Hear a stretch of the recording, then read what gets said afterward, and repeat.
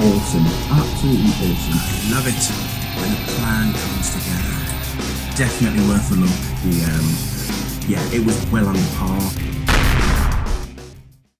Hi everybody, how are we all doing? I hope we're having a good weekend so far. So today is Saturday, 14th of December 2012, and I'm here to review the Hobbit sequel, The Desolation of Smaug.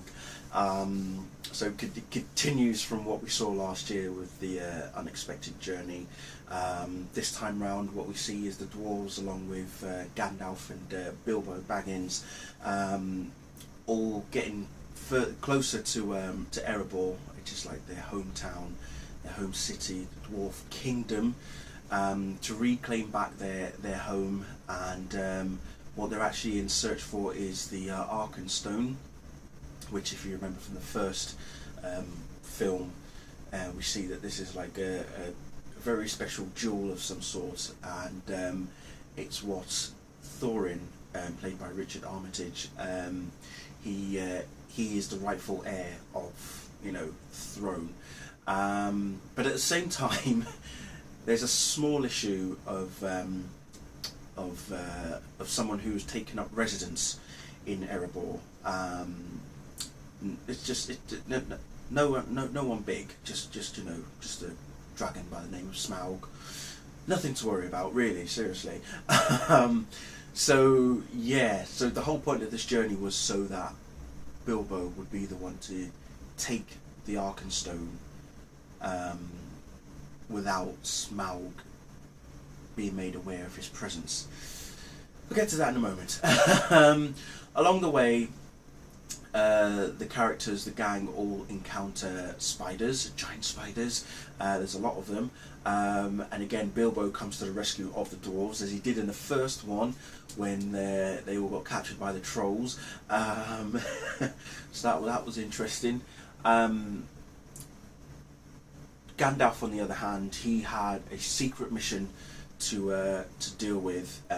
Found out that an enemy of theirs, of his, well, not his, but an enemy that they thought had been destroyed, has actually resurfaced. And when in the first one, when Radagast, played by Sylvester McCoy, tells Gandalf about this necromancer, that's when Gandalf decides to go and investigate at Dol Guldur. And what he finds there is something that he both didn't expect and also at the same time did expect as well.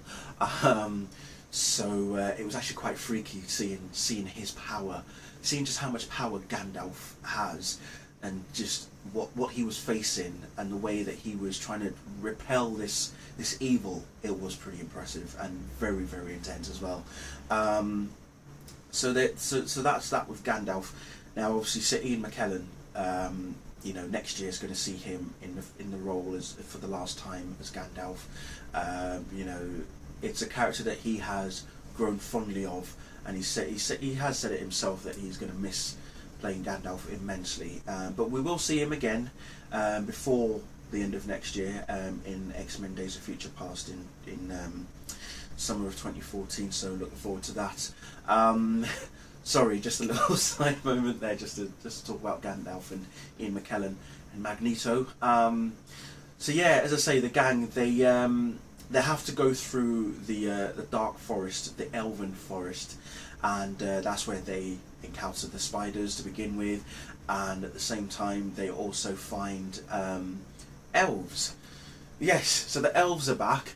And we have Legolas back in action, played by Orlando Bloom, and Lee Pace plays the Elven King.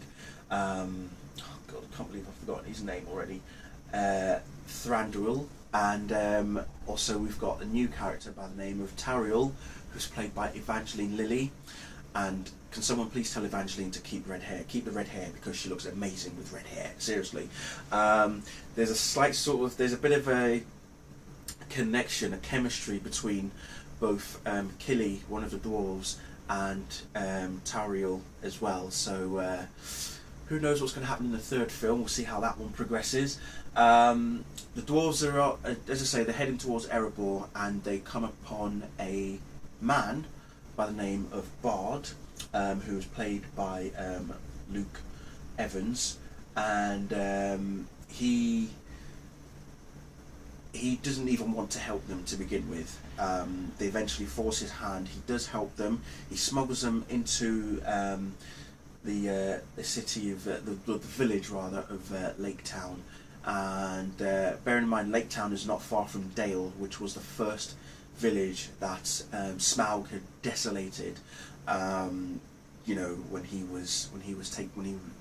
decided to take up residence at Erebor. So yeah, Smaug he completely destroyed Dale. So when Bard realizes who the dwarves are, especially one of them by the name of Thorin, he then realizes it was a mistake for him to help them. We also find that Bard is actually a descendant of a character by the name of Girion, who was known to be the person who shot a black arrow, because the black arrows are only effective against Smaug, and he shot a black arrow and actually chipped off one of Smaug's scales off his skin. Of course, everyone's saying no, that was just a story, it's not true, it didn't happen, till Bilbo himself sees it with his own eyes when he's confronted by Smaug. And the conversation between Smaug and Bilbo is very, very interesting as well. You know, Bilbo's given him a lot of compliments, he's flattering him, you know, immensely. You know, I can't even repeat some of the stuff that he said, but they were very, very, very impressive. Smaug is voiced by none other than Benedict Cumberbatch, and when you hear him speak, oh my god, it's like a baritone, just your whole entire body is just shaking with like just pure epicness, like that's like, oh my god. Also, we've got Sir Stephen Fry. I call him Sir Stephen Fry. I know he's not knighted yet. Well, I think he is knighted, I believe. But Stephen Fry is in this film as well. He plays like the councilman, the man in charge of Lake Town, as such. And yeah, oh dear, he doesn't like Bard very much. I don't think anybody likes Bard in the village of Lake Town, to be perfectly honest. So, as I say, when the dwarves eventually get to Erebor, it took them a while to realise that the last light of Doran's Day actually meant the last moon of Doran's Day. Bilbo was the one who eventually found the keyhole that they were looking for. So when they all go in, and you know, unfortunately, as I say, Smaug was awakened, and then that's when pretty much hell, quite literally, given the fact that he is a fire-breathing dragon, pretty much is unleashed.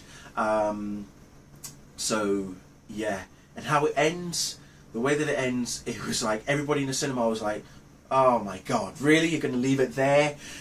But all I'm going to say is that the third film it looks like it's going to really shape up to be something interesting. Now, as I say, I know that I've never read the books, I've never read any of the Lord of the Rings or the Hobbit, so please don't shoot me, okay? Because I've said it before, I haven't read the books, but I could hear people in the cinema. There was 3 girls that were sitting to my left, and all 3 of them, they must have been about 15, 16, bless them, and all 3 of them basically agreed it's nothing like the book. There's nothing like the book. They've added so many things in that weren't in the book. And I sort of sat there and went, it was very interesting to hear their side of things, their perspective. And I know that when you read a book and then it goes on screen, yes, there are certain things that they're not going to include.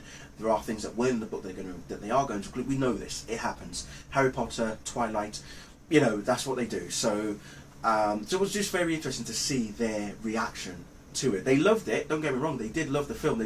They were quite disappointed that certain things didn't make the film, and other things that weren't in the book were on the film as such as well. So yeah, be interesting to see what they think of the third one next year. So we've got to wait a year oh god, for the third one. And there goes my phone.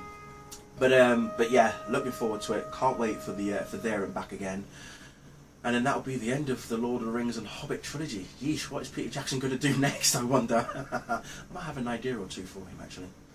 I'll see if I can pop an email to him or something. Not that I know him really well, you know, just as a suggestion. Oh, and by the way, if you watch the very, very, very beginning of the film, Peter Jackson walks past the camera. Okay, just in case you aren't sharp enough with your eyes, just keep an eye at the very beginning of the film. Peter Jackson walks past the camera. It's that simple. Anyway, thank you all very much for watching. I'll see you all very soon. Bye.